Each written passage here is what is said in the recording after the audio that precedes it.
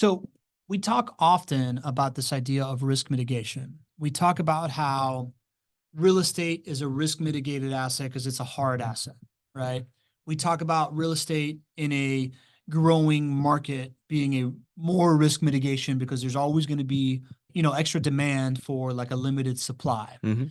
We talk about residential real estate in workforce housing being extra mitigated because in workforce housing, there's always a stable demand. And when people hit hard times that are in luxury housing, they recede to workforce housing. So it's insulated.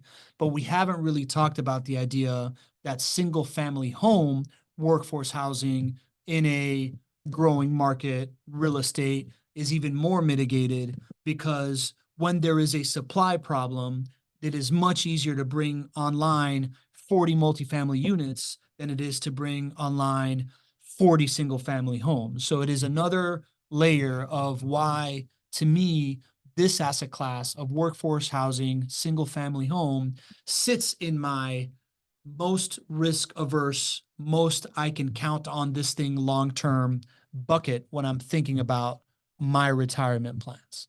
I agree. It's surprising to me that everybody's looking for the next time that it's going to crash Yeah. or that rents are going to come down, because that's really where it should sit. And the data proves that. If you look at how much it has grown and how it has grown over the years, over decades, both on the rents and the home prices side. And if you just think about it, how the banks look at it, right? There's a reason banks don't lend on stocks. There's a reason banks lend on real estate, on rental properties. It is one of the most built out lending platforms there is. And it's because it's stable and it's consistent. And if the banks want to lend on it, that should tell you something.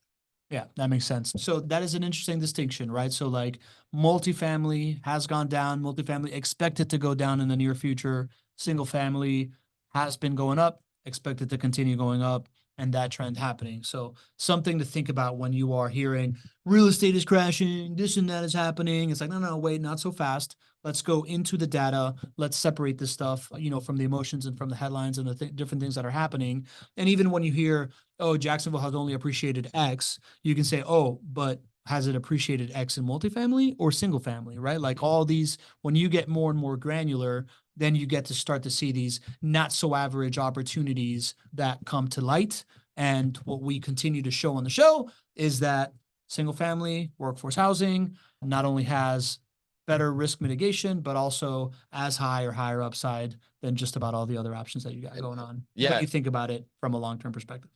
Well said. Also, do want to point out that Jacksonville's rent prices and home prices have appreciated in the top tier of the entire country over the last 4 years.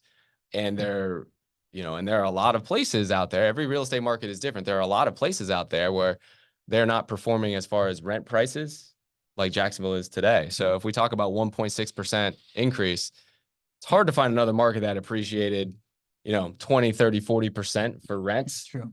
And is still It's still appreciating, cranking. right? There are other rental markets out there that are actually having rents go down. Yeah. So we got to have that perspective that not only did we grow significantly, but we're still chugging along. We're still seeing positive rent growth expected in 2024 and in 2025 and in 2026 and in 2027, which is the farthest that John Byrne goes out to predict. And again, for anybody that came on the summit tour, right? Like not super surprising, right? Like if it's all a factor of supply and demand, it's really hard to beat this idea of all the trends working in your favor, right? Like Southern city with great climate, tax-free environment, super high quality of life, beach access, like wonderful place to live, growing economy, like it just kind of checks all the boxes, right? And still under the median living standard of the United States. So like all those things, which is what brings everybody to like the super high price cities, plus still a deal. So of course we're going to continue to grow in population, and demand for housing is going to continue to go, making it so that it can go through like a giant spike and still keep chugging along even when everything has slowed down. Well said. Right? Yeah. Cool. Chatwithjwb.com if you want to get in on this train.